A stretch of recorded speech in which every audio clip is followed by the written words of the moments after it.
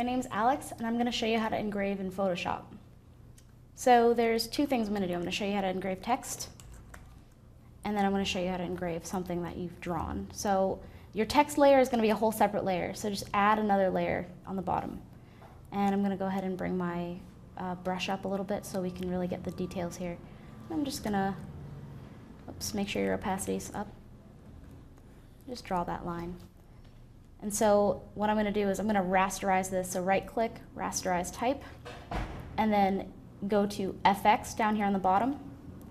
And as you can see, here's a bunch of options. So I'm just going to go to blending options so that you can kind of open this window and it'll show you all your different options. So you can bevel or emboss, and as you can see, that's going to add some shadows.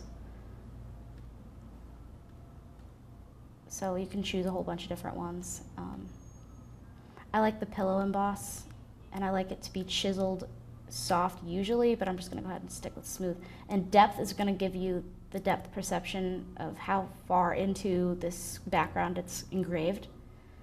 And then you can do all sorts of other options. I'm not really going to go into that too much, but that's how you engrave text. And it's the same thing with your stroke. You just go to blending options, bevel and emboss, and as you see now I've done that, so I'm going to go ahead and pillow emboss it, and I'm going to make it kind of deep.